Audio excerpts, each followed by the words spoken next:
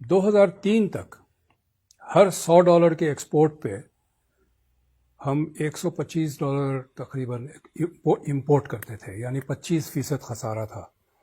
کچھ ریمیٹنسز تھے، کچھ کیپٹل انکم تھی، کچھ تھوڑے بہت قرضے لے لیتے تھے، کام چلتا رہتا تھا.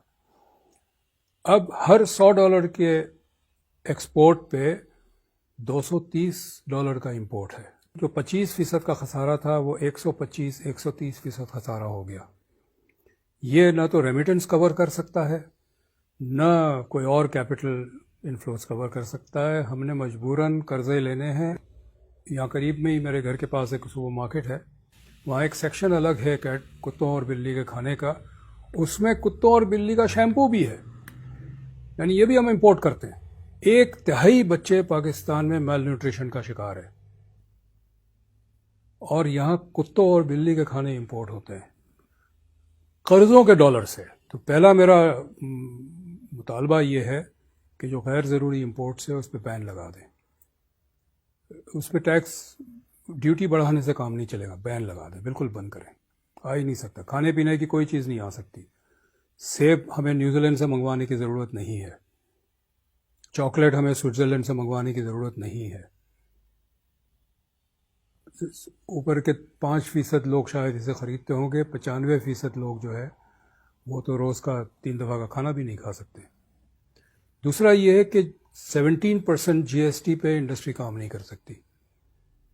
اس کو نیچے لے آئے 5% پہ، تاکہ کارخانے کام کریں، کارخانے لگے، نوکریاں بھی ملے گی اور ایکسپورٹ کے لیے سرپلس بھی ہم جنریٹ کریں گے. ٹھیک ہے.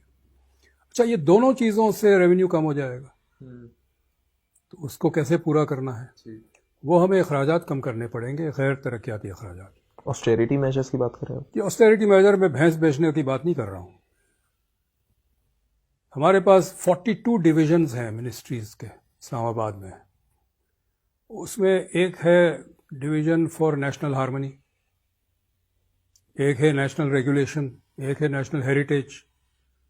مطلب مجھے کوئی بتا دیں کہ اس کی کیا ضرورت ہے اور یہ کیا کام کرتی ہے. پوسٹ آفس جو ہے منسٹری آف کمیونیکیشن کا حصہ ہوتا تھا، وہ الگ منسٹری بنا دیا آپ نے.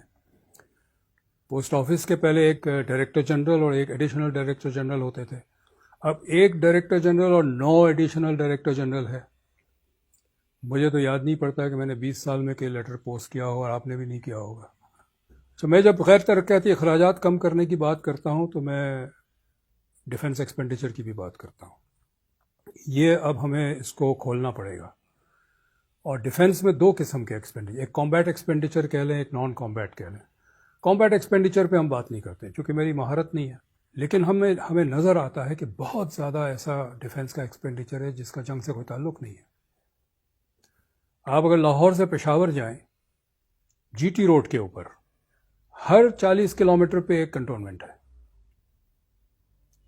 یہ کنٹونمنٹ انگریزوں نے بنائے تھے جب افغانستان کا جنگ، 3 جنگ ہوئی افغانستان کی، اور رشیا جس میں زار تھا، بادشاہت تھی، اس سے وہاں سے خطرہ تھا کہ وہ حملہ کرے گا. اب تو ماسکو تک ہمارے دوستانہ تعلقات ہیں.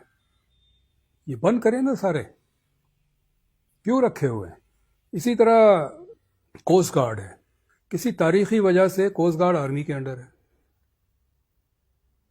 تو نیوی نے شور مچایا کہ سمندر تو ہمارا قلعہ ہے، ہمیں ہینڈ اوور کریں. تو بجائے اس کے کہ کوسٹ گارڈ نیوی کو دیں، انہوں نے ایک اور ادارہ بنا دیا میری ٹائم سیکورٹی ایجنسی کے نام سے. اب 2 ادارے ایک ہی کام کر رہے ہیں. تو بہت زیادہ گنجائش ہے نان کامبیٹ ڈیفنس ایکسپینڈیچر میں کمی کرنے کی. اچھا، میں کیوں اس پہ زور دے رہا ہوں؟ پہلی بات تو یہ ہے کہ میرا گھر کا خرچہ ہے کچھ اور آمدنی کم ہے، اور آمدنی بڑھنے کی کوئی اگر امید نہیں ہے تو میں خرچہ ہی کم کروں گا نا. ہمارے ہاں خرچہ کبھی کم کرنے کی بات نہیں ہوتی. جب بجٹ میں کٹ لگتا ہے، ڈیولپمنٹ بجٹ پہ کم لگتا ہے، بجلی گھر نہیں بنتے ہیں، سڑک نہیں بنتی ہے، اسکول نہیں بنتے، ڈسپینسری نہیں بنتا ہے.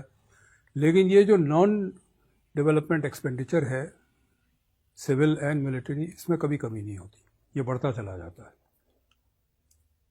ڈیفنس ایکسپینڈیچر اور نان ڈیولپمنٹ ایکسپینڈیچر اس لیے کم کرنے کی ضرورت ہے کیونکہ یہ جو خسارہ ہے اس کی وجہ سے معیشت بیٹھ رہی ہے، بلکہ بیٹھ چکی ہے. اس وقت ہم وینٹیلیٹر پہ ہے.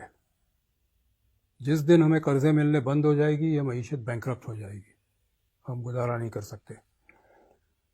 جنگ جو ہے وہ قومی نغمے گا کہ نہیں جیتی جا سکتی. جنگ کے لیے آپ کو ٹینکس چاہیے، وار شپس چاہیے، آرمرڈ کارز چاہیے، فائٹر پلینز چاہیے. یہ سب پیٹرول پہ چلتے ہیں. پیٹرول ڈالر سے آتا ہے، ڈالر ایکسپورٹ سے آتا ہے. ایکسپورٹ کارخانے کریٹ کریں گے.